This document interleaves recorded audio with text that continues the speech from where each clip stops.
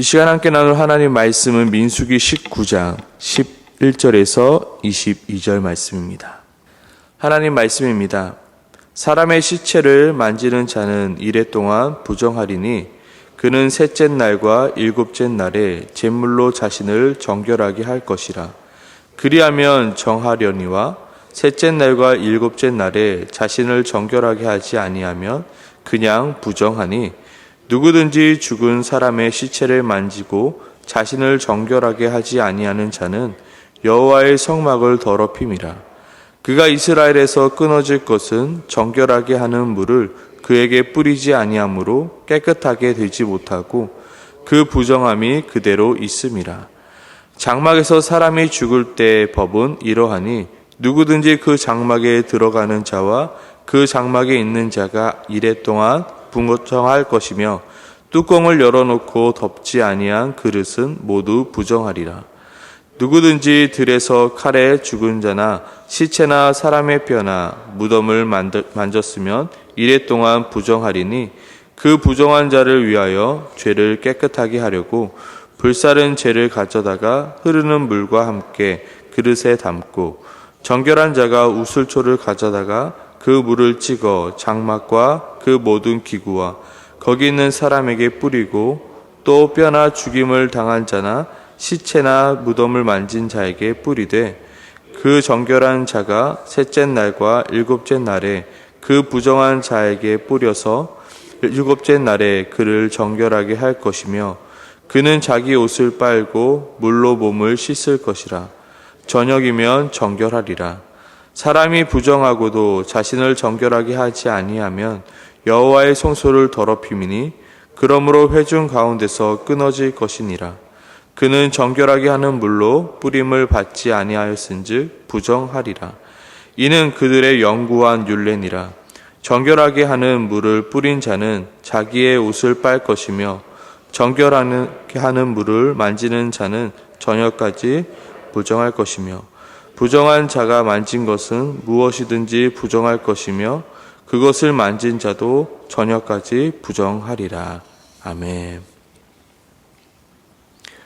사람은 누구나 나이가 들고 자신의 상황이 바뀌게 되면 자신의 관심 분야 또한 바뀌게 됩니다. 청년 시절 저의 관심의 대상은 연애였습니다. 그래서 어디서 데이트하지? 무얼 먹으면 좋지? 어디 가는 게 좋을까가 저의 관심 대상이었습니다. 이제 연애가 끝나고 결혼을 하여야 할 때가 됐을 때 나는 어디서 결혼하지? 또한 우리 신혼집은 무엇으로 꾸미지? 온통 저의 관심 분야는 결혼이었습니다. 그리고 결혼이 이제 끝나고 육아를 시작하게 되면서 또한 저의 관심은 변하게 되었습니다. 어찌나 분유의 종류가 많고 기저귀의 종류가 많던지 또 다른 세상이 저에게 펼쳐졌습니다. 온통 저의 세상은 육아였습니다. 이렇듯 우리는 나이가 들고 우리의 상황이 바뀌면서 우리의 관심 분야 또한 바뀌게 되었습니다.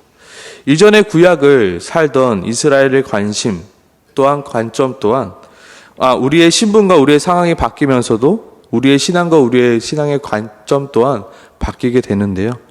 이전에 구약을 사던 이스라엘 백성들의 관심과 관점은 바로 부정을 피하는 거였습니다.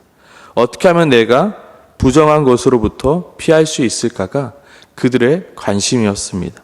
다른 말로 하면 어떻게 하면 내가 죄를 짓지 않을까가 바로 주된 관심사였습니다. 오늘 짧은 본문만 봐도요.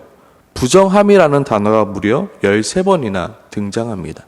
바로 그들의 관심과 관점은 바로 부정함에 있었습니다. 11절부터 보면요. 사람의 시체를 만진 자는 이래 동안 부정하리라. 12절에 보면 만약에 셋째 날과 일곱째 날에 제물로 자신을 정결하게 아니하면 그냥 부정하니라.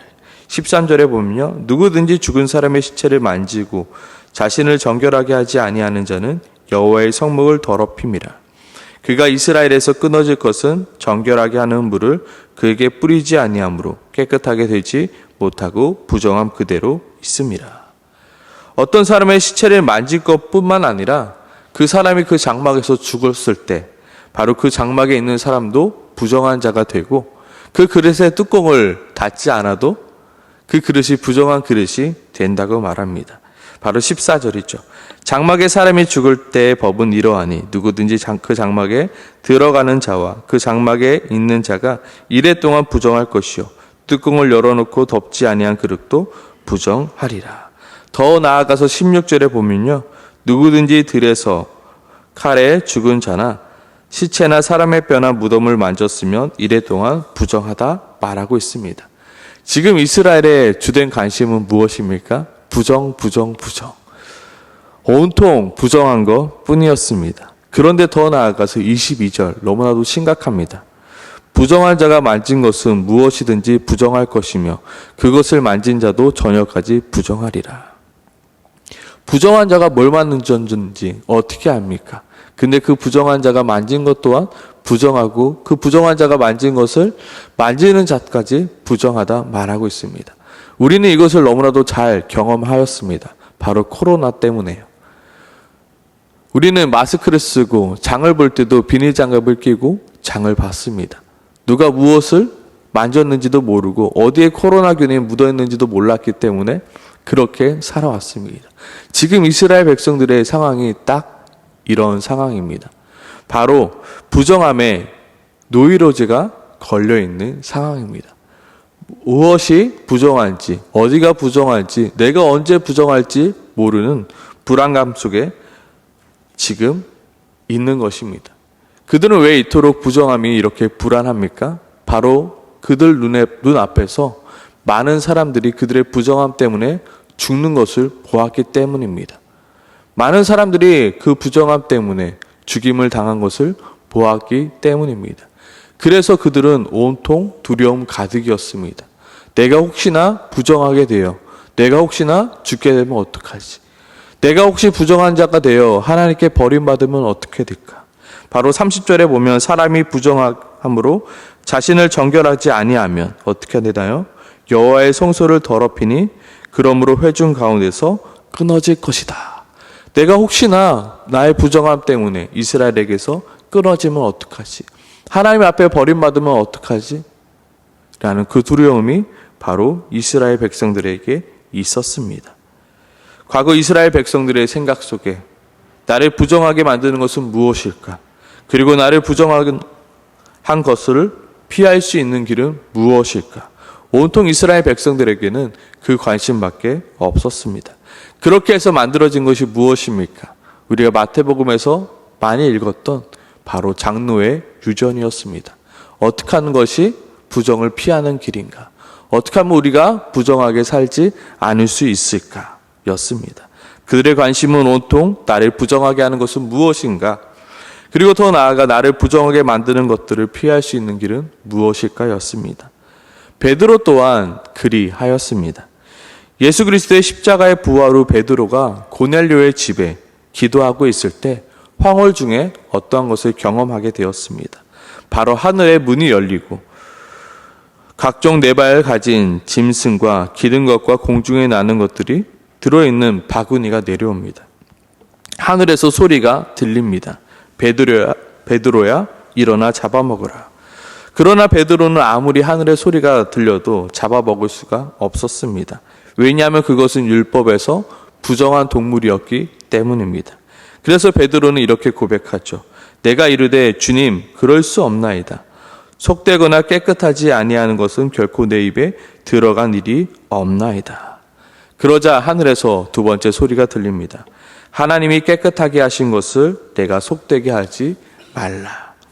이후로부터 베드로의 관심사는 바뀌게 되었습니다. 부정한 것은 무엇인가가 아니라 그럼 하나님이 정결하게 하신 것은 무엇인가로 바뀌게 되었습니다. 예수 그리스도의 십자가 이후로 우리의 관심사가 바뀌게 되는 것입니다. 제가 청년 때와 결혼 때와 육아 때의 관심이 바뀌었던 것처럼 우리는 이제 예수 그리스도의 그 죽음과 부활 이후에 우리의 관심 또한 바뀌어야 한다는 것입니다. 왜냐하면 이제 나의 신분과 나의 상황이 바뀌었기 때문입니다. 이전에 나는 죄의 종노릇하였던 자였습니다. 그러나 이제는 예수 그리스도의 십자가의 은혜로 말미암아 하나님의 거룩한 백성이 되었습니다. 나는 예수 그리스도로 말미암아 거룩한 하나님의 자녀가 되었습니다. 아멘이십니까? 우리는 이것을 믿는 것입니다. 나의 신분과 나의 상태가 완전히 바뀌었습니다. 나의 어떠함과 상관없이 예수 그리스도의 십자가를 믿음으로 말미암아 나는 이미 거룩한 자가 되었음을 우리는 믿는 것입니다. 이제 우리의 관심과 우리의 고민 또한 바뀌어야 하는 것입니다. 나를 부정하게 만드는 것은 무엇인가를 놓고 고민하는 것이 아니라 나를 정결하게 만드는 것은 무엇인가를 놓고 고민해야 되는 것입니다. 나를 정결하게 만드는 것은 무엇입니까? 바로 예수 그리스도의 십자가라는 것을 우리는 다시 한번 기억해야 합니다. 그리고 어떻게 하면 나를 부정하게 만드는 것으로부터 피할 수 있을까가 나의 관심과 고민이 아니라 이제는 어떻게 하면 나의 삶 가운데 거룩한 삶을 살아갈 수 있을까? 내가 이미 거룩한 자가 되었는데 나는 어떻게 거룩하게 살아갈 수 있을까가 우리의 관심이 되었다는 것입니다. 우리의 관심사는 이제 부정함이 아니라 거룩함으로 바뀌게 된 것입니다.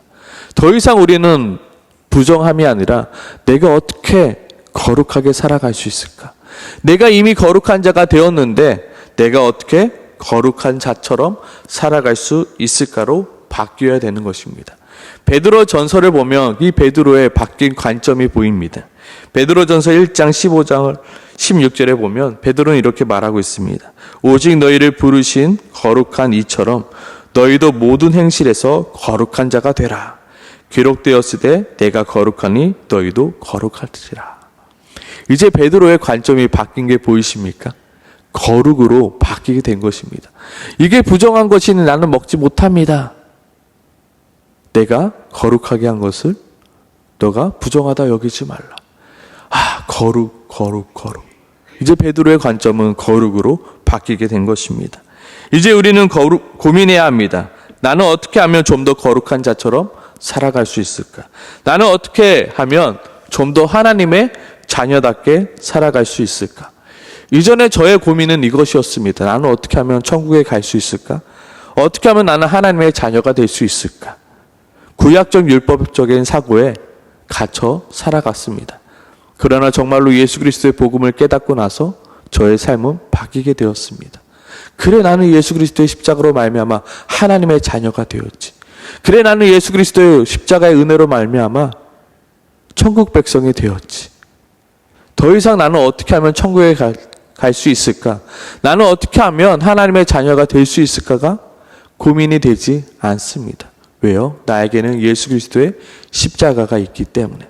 이제 나의 관심은 바뀌게 되었습니다. 나는 어떻게 하나님의 자녀처럼 살아갈 수 있을까? 나는 어떻게 거룩한 백성처럼 살아갈 수 있을까? 어떻게 나의 삶 속에서 이 거룩을 보여줄 수 있을까? 어떻게 나의 가정 안에서, 어떻게 나의 직장 안에서, 어떻게 이 세상 가운데서 거룩의 빛으로 살아갈 수 있을까? 더 이상 죄의 부정함 속에 갇혀 살아가는 것이 아니라 이제는 거룩함을 드러내고자 거룩함을 놓고 고민하는 나의 고민이 바뀌게 되었습니다. 우리의 신분이 바뀌게 되면서 우리의 관심 또한 바뀌어져야 합니다. 우리는 더 이상 율법의 세대가 아닌 이제 예수 그리스도의 십자가의 세대로 바뀌게 되었습니다. 더 이상 우리는 죄와 사망의 법 안에서 우리를 거룩하게 하려고 발버둥 치는 자가 아닙니다. 우리는 우리의 어떠함으로 우리의 거룩함을 드러내는 자가 아닙니다. 우리는 이미 예수 그리스도의 십자가의 공로를 힘입어 거룩한 자가 되었음을 믿음으로 거룩한 삶의 싸움을 시작하는 것입니다. 어떤 것이 하나님을 기쁘시게 하는 것인가? 어떤 것이 거룩한 삶인가? 어떻게 하는 것이 좀 더 거룩을 내 삶 가운데서 나타낼 수 있을까? 로마서 8장은 우리들에게 말하고 있죠. 그러므로 이제 그리스도 예수 안에 있는 자는 결코 정죄함이 없나니 이는 그리스도 예수 안에 있는 생명의 성령의 법이 죄와 사망의 법에서 너를 해방하였습니다. 이제 우리는 해방되었다고요. 더 이상 부정함을 놓고 신경 쓸 시간이 없습니다. 이제 우리는 거룩을 향해서 달려가는 자가 되었습니다. 정결한 삶을 놓고 달려가는 자가 되었습니다. 우리는 이제 거룩한 자가 되었지만 그러나 무엇입니까? 여전히 거룩한 자답게 살아가지 못하는 것이 우리들의 모습입니다.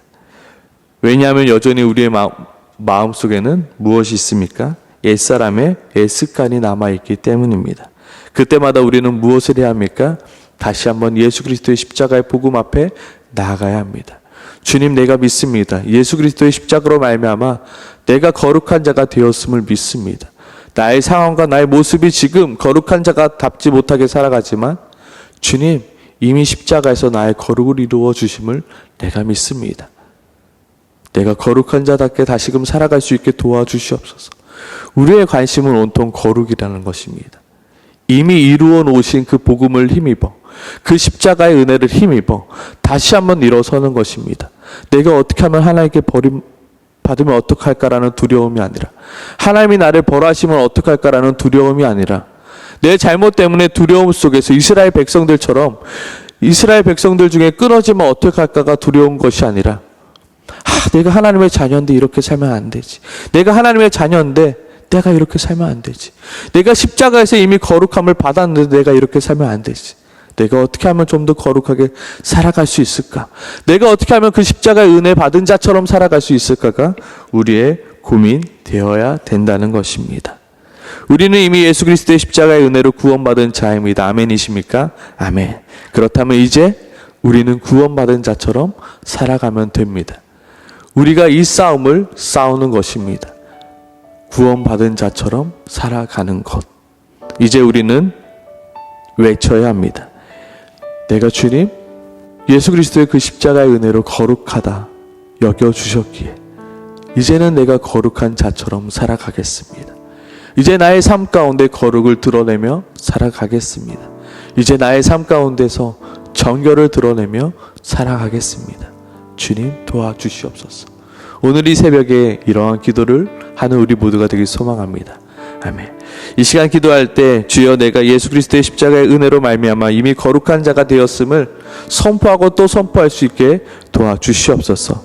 나의 신앙이 더 이상 두려움 속에 살아가는 것이 아니라 거룩을 위한 싸움을 싸울 수 있게 도와주시옵소서.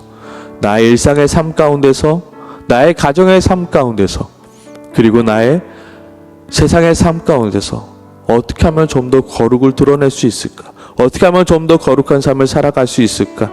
거룩의 선한 싸움을 싸울 수 있는 우리가 되게 해달라고, 지혜해달라고 이 시간 이 새벽에 함께 같이 기도하길 소망합니다.